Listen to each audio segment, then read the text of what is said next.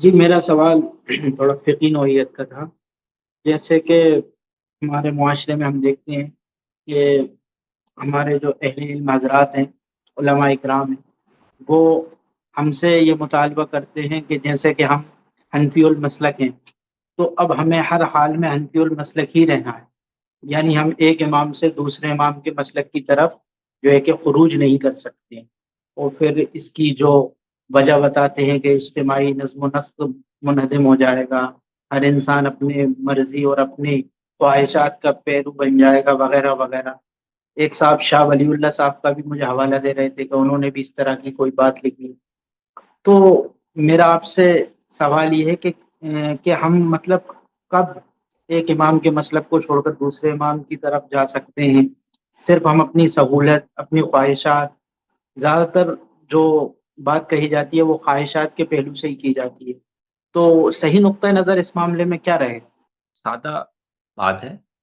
قرآن مجید نے تو یہ ذمہ داری مسلمانوں پر عائد کی ہے کہ اگر کسی معاملے میں ان کو علم نہ ہو اور وہ بات کی تہ تک نہ پہنچ سکتے ہوں تو اہل علم کی طرف رجوع کرنا چاہیے۔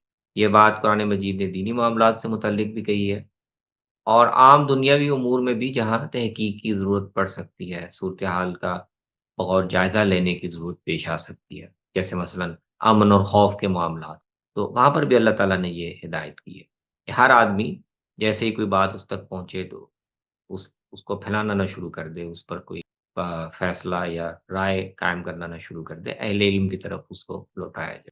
تو یہ تو ایک فطری بات ہے، اور ایسا ہی ہونا چاہیے۔ دین کے علم میں بھی عام لوگوں کو اہل علم سے استفادہ کر کے اور ان پر اعتماد کر کے ان کی رائے پہ عمل کرنا چاہیے، لیکن اس کی فطری اگر فطری بات ہے تو وہ فطری حدود میں ہی ہونی چاہیے۔ اگر کسی آدمی کو کسی صاحب علم کے یا اس کے علاقے میں اس کے ماحول میں جو بھی کوئی شخصیت ہے یا کوئی فقہی مکتب فکر عام طور پر فالو کیا جاتا ہے اور وہ اس کی پیروی کرتا ہے، تو اس کی ذمہ داری اس سے پوری ہو جاتی ہے۔ لیکن سوال یہ پیدا ہوتا ہے کہ اگر کسی وقت اس کے دل میں کھٹک پیدا ہو، بعض دفعہ ایک ہی مسلک، ایک ہی مکتب میں، ایک ہی علاقے میں ایک سے زیادہ اہل علم ہوتے ہیں اور وہ مختلف باتیں کہہ رہے ہوں۔ یہ تو ضروری نہیں نا کہ فقہی مکتب فکر ایک ہو تو اہل علم میں اختلاف نہیں ہو سکتا۔ تو ایسی صورت میں عام آدمی کیا کرے؟ وہ ایک ہی فقہی مکتب فکر کی پیروی کر رہا ہو، حنفی فقہی ہی کی پیروی کر رہا ہو، لیکن حنفی مفتیوں میں اختلاف ہو جاتا، تو پھر عام آدمی کیا کرے؟ تو ظاہر بات ہے کہ جتنی اس کو استعداد اور فہم اللہ نے دی ہوئی ہے، اگر تو وہ ان میں سے کسی ایک پر شخصی طور پر زیادہ اعتماد رکھتا ہے اور اعتماد رکھتے ہوئے وہ ان کی بات کو ترجیح دیتا ہے عمل کے لیے، اس کی ذمہ داری پوری ہو جائے گی۔ لیکن فرض کیجئے اس کے دل میں کھٹک پیدا ہو جائے، اس کو لگے کہ نہیں، ان کے بجائے وہ دوسرے صاحب جو بات کر رہے ہیں ان کی بات میں زیادہ وزن ہے، تو دینی لحاظ سے ایسا آدمی وہ یعنی اس کے لیے پھر کیا ہوگا؟ تو الٹیمیٹلی انسان اللہ تعالیٰ کے سامنے اپنے ضمیر کے لحاظ سے جواب دے۔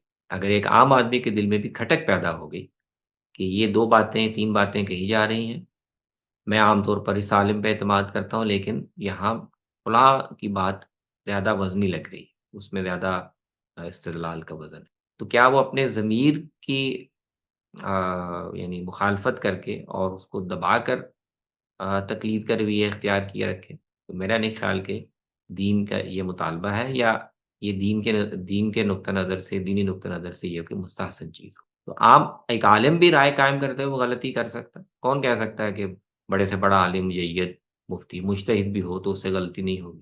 ایسے ایک عام آدمی کو بھی اپنے ضمیر کے مطابق اگر کھٹک پیدا ہو، اس کے دل میں یہ طلب پیدا ہو کہ وہ اس کی مزید تحقیق کرے اور اس کے بعد وہ کسی کی رائے پر اطمینان محسوس کرے، تو اس کو بھی یہ حق ہے۔ غلطی ہوگی تو وہ اللہ تعالیٰ کے ہاں اپنے حسن نیت کا اجر پائے گا، اگر بدنیتی ہوگی تو اللہ کے ہاں جواب دہ ہوگا۔